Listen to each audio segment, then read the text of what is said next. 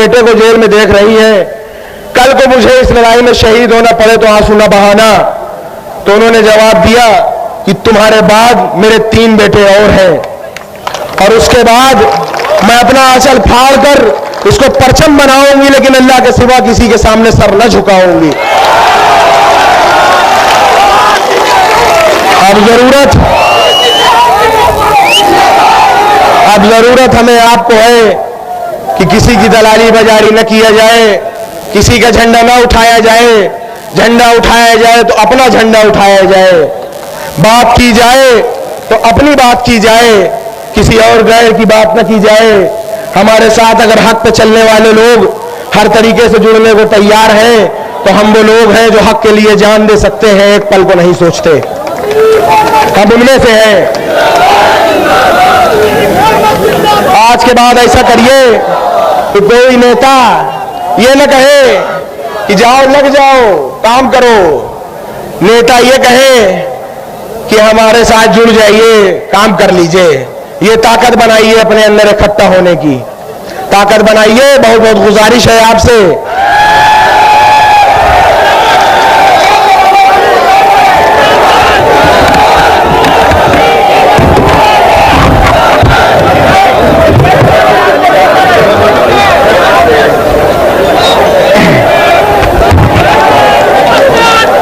अस्सलाम वालेकुम और आदाब।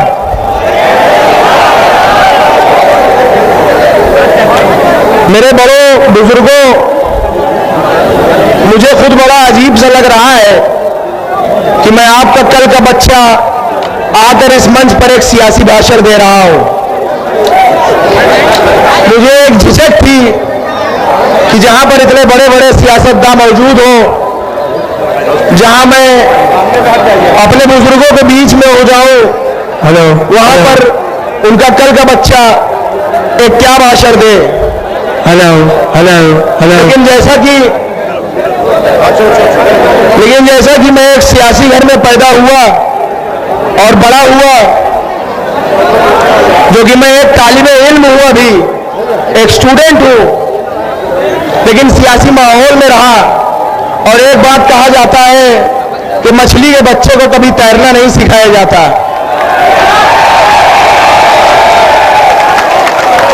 वही खून मेरी भी रगों में है, वही हौसला, वही ताकत, वही जज्बात मेरी भी रगों में है, लड़ने की कुव्वत मेरी भी रगों में है।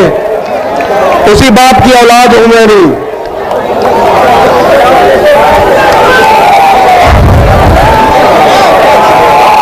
मैं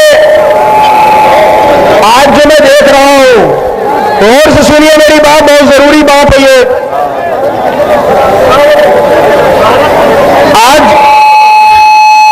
आज इतने दिनों से मैं देख रहा हूं और एक जमाने से देखता आ रहा हूं, और अपने अब्बा से बात करने के बाद, और उन्होंने कहा कि एक लीडर हिंदुस्तान में है, इतना अपडेटेड, इतना हाईली लर्नेड लीडर मैंने अपनी जिंदगी में नहीं देखा। इतना अप टू डेट रहने वाला लीडर मैंने अपनी जिंदगी में नहीं देखा। अमान, इसको दे दो, नहीं देखा। एक निजी वाक्य बताऊं तो जब अब्बा जेल में थे, अभी गुजरात जेल में पहुंचे, उनको महज 2 साल से वो जेल में है गुजरात में। तो जब से वो गुजरात जेल में है, वो 2 ही चीज लाने को कहते हैं। एक अर्तुगरुल की सीरीज ले आ दो,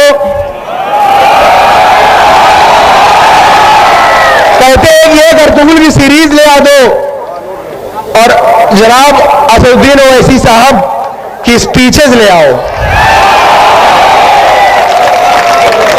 यहां तक कि ये जुनून उनकी स्पीच को सुनने का कि जो जब सांसद थे उस समय के, जो अब्बा के पीए थे, उनको दिल्ली में कहलाया कि जब मैं सांसद था और उससे पहले उस जमाने के जो असदुद्दीन ओवैसी साहब की स्पीचेस हैं वो मुझे पेन ड्राइव में करके जेल भेजो, ये तक कहलाया गया। तो जब मैंने अपने अब्बा की बात सुनी, असदुद्दीन ओवैसी साहब के बयानों को सुना, स्पीचेस को सुना, तो यह एहसास हुआ मेरा भी जो इल्म है, जो अक्ल इजाजत देती है, उस हिसाब से हमें समझ में आया कि हम आज तक ठगे जा रहे हैं, आज तक हम ठगे जा रहे हैं। जैसे कि कहा जाता है कि तुम्हारी फाइलों में गांव का मौसम गुलाबी है, मगर ये आंकड़े झूठे हैं, ये दावा किताबी है। समझ लीजिए कि इसी तरह से हम लोग ठगे जा रहे हैं और झूठ बोला जा रहा है। हम तो वो है जिन्होंने इतने साल वोट दिया है, हमारे कि हम उस वक्त कुछ बोले नहीं, लेकिन हम आपसे कहना चाहते हैं, मुन्ना साहब ये बातें अभी चुनाव में आएंगी, हालांकि कुछ बात मंच से कहने की नहीं होती, हमारे अखबार के साथी भी होंगे, लेकिन आप छापते हो तो छाप दो। दंगा दंगा दंगा नहीं होता। जब मायावती की सरकार रहती है, भाजपा की सरकार रहती है, तब आप दबके रहते हो अपने घर में, और जब मुलायम सिंह की सरकार होती है तो सीना तान के चलते हो सड़क पे, और जब सीना तान के सड़क पे चलते हो तो ये दूसरों को नागवार गुजरता है और इसीलिए दंगा होता है। जब आप दुपक के घर में बैठे रहोगे तब कौन सा दंगा होगा। और ये सही है कि उत्तर प्रदेश के अंदर जब जब सपा की सरकार होती है, मुसलमान को यकीन रहता है कि हमारे साथ इंसाफ होगा, न्याय होगा, हमारे साथ नाइंसाफी न होगी, और वो कौम तरक्की करती है, अपने से तरक्की करती है, जिसको ये एहसास रहे कि हुकूमत हमारे साथ इंसाफ करेगी। और वो एहसास सिर्फ मुलायम सिंह यादव के साथ रहता है, बाकी किसी के साथ नहीं रहता। ये एहसास सिर्फ मुलायम सिंह यादव के साथ रहता है कि हमारे साथ इंसाफ होगा। और समाजवादी पार्टी समाजवाद का माने तो बताएंगे तो बहुत टाइम लगेगा, लेकिन एक लाइन में अगर आप समझना चाहते हो तो समाजवाद का मतलब होता है सबसे कमजोर आदमी के चेहरे पे मुस्कान पैदा करना, सबसे पीछे वाले आदमी के चेहरे पे मुस्कान पैदा करना। और मुसलमान इसलिए भी समाजवादी पार्टी के साथ है कि उसका मजहब भी बराबरी की बात करता है, इक्वलिटी की बात करता है। उसका मजहब यही कहता है कि एक ही सब में खड़े हो गए महमूद और अयाज, ना कोई बंदा रहा ना कोई बंदा नवाज। और इसलिए समाजवादी विचारधारा उसको भाती है, समाजवादी विचारधारा को पसंद करता है, इसलिए साथ नहीं छोड़ता। जहां तक वक्त बहुत हो रहा है, कमाल अख्तर साहब को पहुंच के ट्रेन भी पकड़ना है, वो भी लखनऊ से। लेकिन हम इतना जरूर कहेंगे, कमाल साहब आपने भी कम उम्र में बहुत रास्ता तय किया। आप राष्ट्रीय अध्यक्ष उसके थे, वो छात्र सभा, युवजन सभा, सबसे कम उम्र के ये राज्यसभा मेंबर हुए, और पूरे हिंदुस्तान में सबसे कम उम्र के ये इनाम पाए हैं इमरान प्रतापगढ़ी साहब। इतनी कम उम्र में कोई यश भारती नहीं पाता। यश भारती शायरों की बात मैं न करूंगा, उनसे कोई कंपैरिजन में नहीं कर रहा हूं। शायर तो अल्हम्दुलिल्लाह बहुत बड़े बड़े हुए हैं जो काबिल एहतराम हैं, मैं ये नहीं कह रहा कि इमरान वहां तक पहुंच गए, लेकिन ये इनाम पाने का सिलसिला और यश भारती पाने का सिलसिला, सम्मानित होने का सिलसिला, ये सब 50 साल के बाद शुरू होता है। इमरान साहब आप तो बहुत स्पीड में चल रहे हो और रफ्तार बहुत तेज है। आपने तो सबसे कम उम्र में यश भारती पाया, सबसे कम उम्र में ये राज्यसभा में गए। इसलिए अब दोनों का रुझान स्कूल की तरफ है, इदारे की तरफ है। हम इसकी बधाई देते हैं, इसकी मुबारकबाद देते हैं। हमारे कमाल अख्तर साहब भी माशाल्लाह कई स्कूल चला रहे हैं। अभी कोई लड़कियों का भी आप इंटर कॉलेज बना रहे हैं, लड़कियों का भी इंटर कॉलेज बना रहे हैं, कई इदारे इनके चल रहे हैं। और इमरान प्रतापगढ़ी ने भी जमीन तैयार रखा है, बहुत जल्दी उद्घाटन होने वाला है। और उद्घाटन होगा, हम लोग आएंगे, आप भी चल के आना। एक नेक काम होने जा रहा है, एक बड़ा इदारा लड़कियों का डिग्री कॉलेज इमरान प्रतापगढ़ी अपने गांव में खोलने जा रहा है। ये बहुत बड़ी बात है।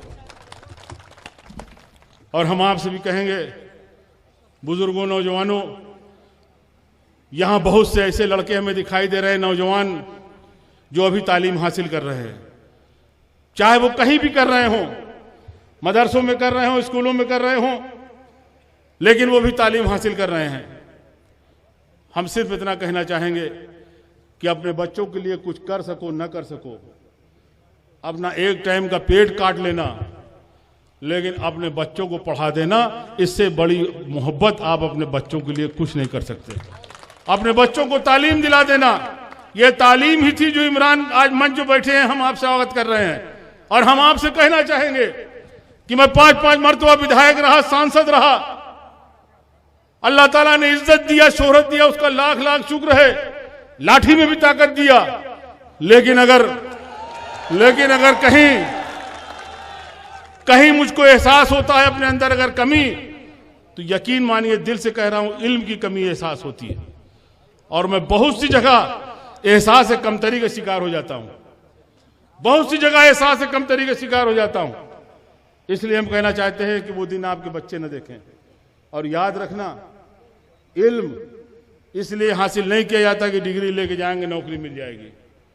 ना भी अगर नौकरी मिलेगी, ट्रक भी अगर चलाओगे, जाके टैक्सी भी अगर चलाओगे, और आप पढ़े लिखे होगे, आपके पास इल्म होगा, तो याद रखना इल्म वो चीज है कि जो हर कदम पे दिन में कई दफे आपको इज्जत दिलाती है, आपको सम्मान दिलाती है। इल्म के अंदर वो ताकत है।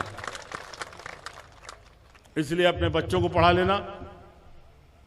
जहां तक आज इस मौके की बात है, हम तो इमरान साहब आपसे कहेंगे, मुशायरा तो शायद है नहीं, ये तो आपका जो सम्मान मिला है यश भारती, उसमें रखा गया है। हमारी बहुत सारी दुआएं हैं, हमारा तो ध्यान लगा रहता है इमरान की तरफ, इनके मूवमेंट में ध्यान लगा रहता है कि रात बिरात कहाँ जा रहे हैं, कहाँ आ रहे हैं। और अब आपसे भी हम कहेंगे, इनके वालिद भी यहाँ बैठे हैं, अब उम्र इनकी ऐसी नहीं है, इनकी शादी कर दिया जाए। शादी भी होना बहुत जरूरी है, शादी भी सुन्नत है, अब वो भी बहुत ज़रूरी है। इसलिए हम सबसे ज़्यादा उनके वालिदैन को मुबारकबाद देते हैं, जिनके बेटे हैं इमरान साहब। इन्हीं बातों के साथ आपसे विदा लेना चाहते हैं। खुदा हाफ़िज़।